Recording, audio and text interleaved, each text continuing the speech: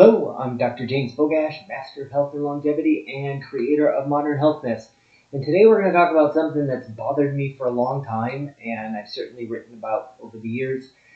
But it has to do with reflux or heartburn and how much that contributes to things like Barrett's esophagus, which is a precancerous condition of the esophagus, as well as esophageal carcinoma or cancer of the esophagus, which those numbers in the past 25 years have continued to go up exponentially. So the number of people who have had esophageal cancer has gone up dramatically, which is a scary thing. It's not a good cancer to have. And so most of the patients that I've had who have heartburn are told about, because there's definitely some links between heartburn and damage to the esophagus that then leads to things like Barrett's esophagus and esophageal cancer. So we think that if somebody has heartburn, they need to be on drugs to fix the problem, and they think that will help, and that's what doctors usually tell their patients: is you need to be on this drug because otherwise you're going to be at increased risk of esophageal cancer. That's wrong. It's a totally wrong mindset, because as far as whether these blood drugs that block acid production, so we have the histamine 2 receptor agonists, things like Tagamet, Pepcid. We also have the PPIs, protein pump inhibitors, like Nexium and Prilosec. And the thought is that if we block the acid, that we'll have less progression to scary, dangerous things. Just not true.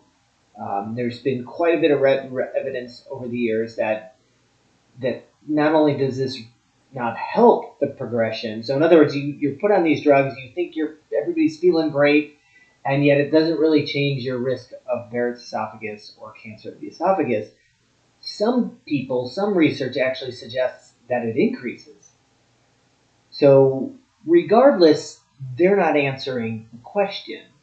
And I remember a couple of years ago, there was a study done on esophageal or eosinophilic esophagus or esophagitis.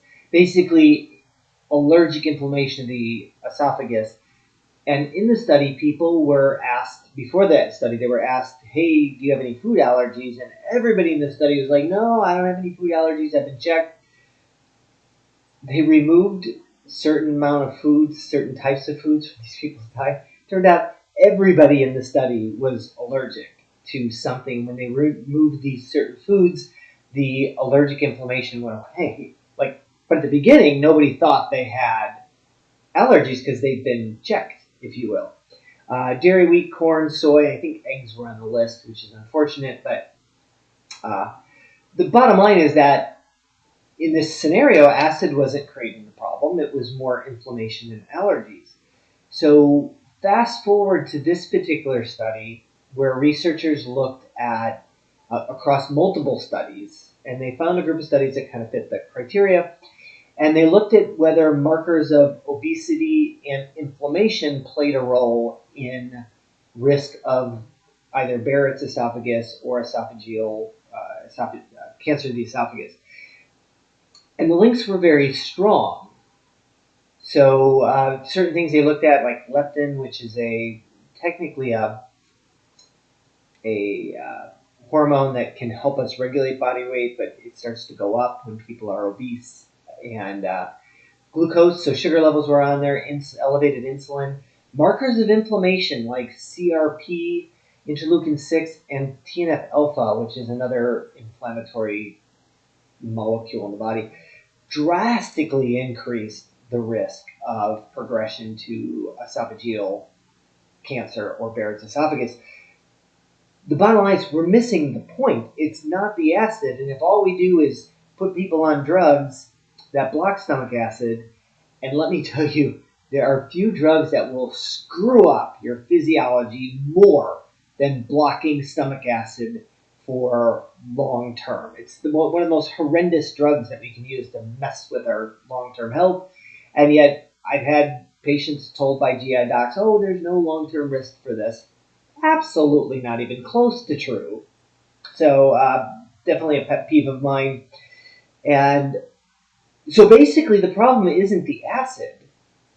It's inflammation and other associated things with our diet and our lifestyle that play a role. For many people, instead, if they have a heartburn, blocking stomach acid can actually make things worse, as opposed to supporting digestion. So giving people digestive enzymes, making sure they chew more, and smaller bites actually helps with reflux more than blocking symptoms do. So I always say if somebody has reflux, we need to fix the problem, not just block stomach acid. Because in this particular review, blocking stomach acid had nothing to do with the inflammation. These were circulating markers in the bloodstream and not specific to the esophagus. We need to address and fix those in anybody with heartburn. Otherwise, those people are going to be at increased risk of Barrett's esophagus and later esophageal cancer. And that's a scary thing to think about. And don't be fooled by thinking that the medication you're on is going to protect you, because it's likely not. And there's even some concerns that it might increase the risk of the very thing we think we're protecting against. So, as always, I'll post a link to this particular study in the comments section. I'll also post a link to I've got an article that explains a lot of what to do for heartburn in more detail. I'll post a link to that in the comment section. Make sure you share this video with somebody who pops Tums like there's no tomorrow and thinks that it's okay. Like this video and subscribe to the channel.